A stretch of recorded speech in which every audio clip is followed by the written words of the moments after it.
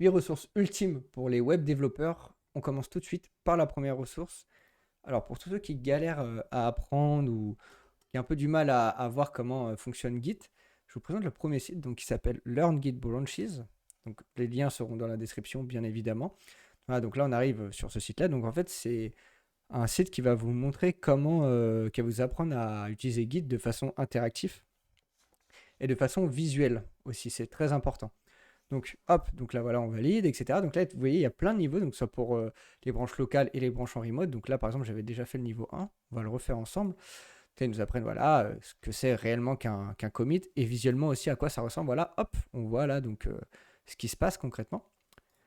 Voilà, donc là concrètement, si jamais, hop, ce qu'ils veulent, je crois que c'est hop, que je fasse deux commits. Donc là voilà, ils nous montrent le goal. Donc là, on est au premier, donc on est au commit plus 1. Là, ce qu'il faut faire du coup, c'est avoir un commit plus 2. Ce qu'il faut faire, c'est qu'il faut faire donc deux commits. Voilà. Donc là, vous voyez, hop, j'ai fait un commit, hop, qui est juste là, donc c'est visuel. Hop, j'en refais un autre. Et voilà, j'ai réussi le tout premier niveau. Et donc voilà, donc c'est vraiment une ressource qui est vachement utile et c'est comme ça que moi j'ai appris Git principalement. C'est grâce à ce genre de site qui est vraiment très utile. Et donc maintenant, on va passer à la deuxième ressource donc, qui est liée au CSS et plus particulièrement au sélecteur en CSS. Donc le site s'appelle flukeoutgithub.io. Donc là, voilà, par exemple, imaginons que je prenne un niveau, imaginons que je prenne voilà, ce niveau-là. Donc là, vous voyez sur la table, il y a quoi? Il y a des plats, il y a des objets dans les plats. Donc là, en fait, tout ça, c'est montré de façon visuelle par rapport au HTML qui est juste là. Donc là, notre but, c'est de sélectionner ce pickle-là, qui est donc dans une assiette dont l'ID est fancy. Alors là, à droite, il vous montre et il vous dit à peu près ce qu'il faut faire. Enfin là, il vous dit ce qu'il faut faire ici et là, il vous explique comment ça fonctionne. Donc là, voilà, il faut donc, euh, dans l'ID fancy, dans une balise qui contient l'ID fancy, pardon, sélectionner donc un pickle. Voilà, donc hop, je m'exécute et donc là, normalement, voilà, hop, j'ai sélectionné ce qu'il fallait. Donc voilà, donc pour tous ceux qui ont du mal ou qui veulent un petit peu voilà, se remémorer les sélecteurs en CSS, c'est quelque chose qui est vraiment ultra important. Bah, je vous invite à aller sur ce site-là qui est vachement utile. Et donc, on passe tout de suite à la troisième ressource, pardon, donc, qui est hop, flexboxprogi.com. Donc, comme son nom l'indique, c'est un site qui va nous apprendre à utiliser les Flexbox. Donc, c'est vraiment, même moi, par exemple, quand j'ai des trous en Flexbox, je trouve ça un petit peu galère ou il y a des trucs que j'arrive plus trop à me remémorer, des properties qui sont un petit peu plus galères. Je vais sur ce site-là et en fait, bah, il y a tout ce qu'il faut. Donc là, par exemple, bon, là, j'avais déjà fait cet exercice-là, mais là, par exemple, vous voyez, donc il nous présente par exemple qu'est-ce que le justify content, donc en Flexbox, et donc là, il nous montre toutes les valeurs possibles, et là, il nous dit, bon voilà, on a ces grenouilles-là qu'il faut aligner dans leur nénuphar respectif, alors bien sûr avec la même couleur. Donc là, il nous dit voilà, donc voilà, il y a pas mal d'espace entre chaque nénuphar. Donc voilà, il faut aligner donc les grenouilles de façon à ce qu'ils soient séparés, de façon à avoir de l'espace autour d'eux. Donc là, voilà, vous regardez la property qui nous intéresse. Donc là, vous voyez flex start, flex end, center, space between, around, evenly. Je me dis bon, alors sûrement space around. Donc voilà, j'ai juste à tester, hein, justify space around. Et là, visuellement, vous voyez que ça marche.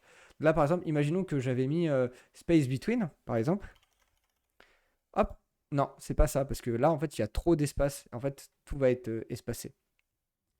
Donc voilà, donc ça, c'est une ressource qui est super utile. Vraiment, je vous recommande vraiment de l'utiliser. Si jamais vous voulez apprendre ou si, vous voulez si jamais vous vous souvenez plus de tout ce qui est Flexbox. Ensuite, il y a une autre ressource donc, qui est dans le même style que celle-là, mais pour les grids. Donc là, voilà, j'avais déjà fait ce niveau-là aussi. Voilà. Là, le but, il est très simple. Imaginons donc qu'on ait une grid et qu'on veuille alimenter les carottes en eau. Voilà, c'est un exemple qui est assez bête, mais je trouve qu'il illustre très bien le propos. Donc là, par exemple, il faut mettre ce carré d'eau-là sur les carottes. Alors là, c'est pareil, c'est dans le même principe que, que le site précédent. Donc là, voilà, ils vous expliquent ce que c'est que grid, column start, etc. Donc là, j'imagine qu'il faut, donc bon, là, il me donne directement la réponse. Mais si jamais je réfléchis un petit peu, je me dis, ok, donc il faut commencer à 3, ok, donc ça doit être sûrement ça, hop. Donc là, vous voyez, si jamais je le mets à 4, par exemple, hop, oula, hop, comme ça, voilà, il me le met à 4, etc., etc. Donc comme ça, vous pouvez tester plein de choses, c'est super bien fait, c'est visuel, c'est vraiment pareil. Moi, je l'utilise quand j'ai des trous en grid ou qu'il y a une properties ou ouais, une valeur de properties dont je me souviens plus très bien. Voilà, je vais sur ce site-là Et voilà, je l'utilise de façon très visuelle. Ensuite, la cinquième ressource, donc elle est en relation avec Vim. Alors pour ceux qui ne connaissent pas trop Vim, c'est un éditeur de texte qui va vous permettre de faire plein de choses. Alors attendez juste, hop, je coupe le son. Voilà, donc voilà. Donc là, il vous explique, voilà, alors H, c'est pour aller à gauche, L, c'est pour aller à droite, K, c'est pour aller en haut, et J en bas. Voilà, avec Vim, en général, on utilise ces raccourcis-là pour se balader l'éditeur de texte directement. Au lieu d'utiliser les flèches, c'est beaucoup plus rapide. Donc là, vous voyez, hop, hop, hop, hop, tac, tac. Alors, on pourrait se dire, ok, bon, il nous montre comment se déplacer, c'est bien drôle, mais bon, ça ne nous avance pas plus que ça. Alors en fait, plus vous allez avancer au fil de l'aventure, plus il va y avoir de commandes, de choses, des petits trucs un petit peu plus subtils au niveau de Vim. Vous allez tout apprendre directement avec ça. Et pour ceux qui connaissent pas trop Vim ou qui sont pas du tout à l'aise avec, qui sont pas trop habitués à se déplacer avec les AJKL, et moi le premier, c'est vachement utile, ça va vraiment vous faire les doigts tout simplement. Et vraiment apprendre Vim de façon plutôt cool, je trouve. C'est assez rare de voir ce genre de ressources. Et donc là, les deux prochaines ressources, alors ça va être lié au plus grand cauchemar des développeurs. Donc la première, donc, bien entendu, je parle des regex, hein, pour ceux qui ne l'avaient pas encore compris. Alors, le premier site, donc Regex One, alors ce site-là, il est vraiment pratique, il va vous apprendre tout simplement les regex, voilà, tout simplement. Là, vous avez ici, donc, Interactive Tutorial, vous avez la liste de tous les exercices qu'ils vont vous proposer. Et vraiment, si jamais donc là, vous tapez votre pattern, et donc là, voilà, vous avez le problème et tout ce qu'il faut résoudre. Là, vous avez tous les différents caractères, on va dire, utiles au regex. Alors, je crois qu'il n'y a pas tout, mais c'est les principaux en tout cas. Et là, vous avez directement la solution. Donc, si jamais vous ne trouvez pas, voilà, il vous donne la solution. Vraiment, si vous avez vraiment du mal, et même moi, j'ai encore énormément de mal avec les regex, ce site-là, il est vraiment super utile. Et enfin, la deuxième qui est liée au regex, celui-là je l'aime encore plus, qui s'appelle I Hate Regex. Alors qu'est-ce que c'est? C'est un site qui va vous montrer plein de regex différentes. Là par exemple, voilà, on va commencer par les passwords par exemple. Donc voilà, donc là il vous donne une regex de password. Là il vous montre directement tous les tests liés au password, donc lequel qui fail et lequel réussit. Là, il vous dit voilà comment, à quoi correspond cette regex-là. Donc là, par exemple, vous voyez un minimum de 8 caractères. Bah, si jamais vous modifiez par exemple ce caractère-là, vous imaginez bien du coup que normalement c'est censé fonctionner. Et donc là, en fait, vous avez aussi l'explication de tous les différents groupes de cette regex-là. Donc pour ceux qui galèrent ou qui ne comprennent pas forcément la regex, même là, vous voyez ici, ils vous font un résumé, c'est super bien expliqué. Là encore, vous avez tout ce qu'il faut. C'est super utile. Et là, par exemple, pareil pour les emails, par exemple. Donc là, vous avez tout ce qu'il faut. Pour les numéros de téléphone aussi, c'est une pépite. Vraiment, si jamais vous avez besoin de regex rapidement ou de modifier des regex qui existent déjà. Donc, par exemple, comme on a vu avec le password, si jamais vous voulez modifier la taille minimale d'un password, vous pouvez le faire de façon très simple. Tout est expliqué. Vous pouvez super bien personnaliser vos regex. Donc, vous n'avez plus d'excuses pour ne pas apprendre les regex. Et enfin, la dernière ressource, je trouve qui est la ressource ultime, c'est la Bible du JavaScript pour moi, pour apprendre le JavaScript. C'est javascript.info. Voilà, donc en fait, c'est un site sur lequel vous allez retrouver vraiment quasiment tout ce qu'il faut savoir par rapport au JavaScript et aussi au HTML. Et je crois qu'ils font aussi du CSS si je ne me trompe pas, mais ils font surtout tout ce qui est lié aux documents, events, etc. aussi. Et vraiment, il y a une grosse partie aussi sur le JavaScript. Et vraiment, c'est super bien expliqué.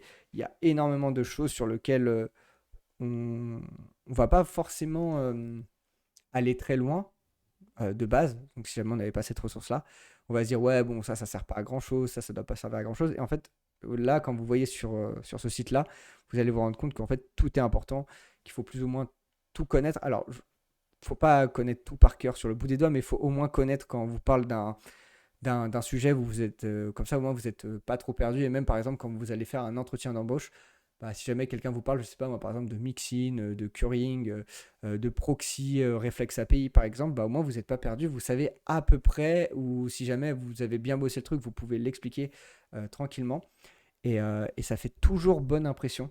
Et moi, par exemple, ce site-là, bah, quand j'ai des problèmes, je me souviens plus trop de trucs, c'est vachement, vachement utile et je retourne toujours dessus. C'est vraiment, vraiment bien expliqué. Alors, comme tout langage de programmation et comme tout domaine, il y a toujours des chapitres qui vont être un petit peu plus difficiles que les autres à appréhender.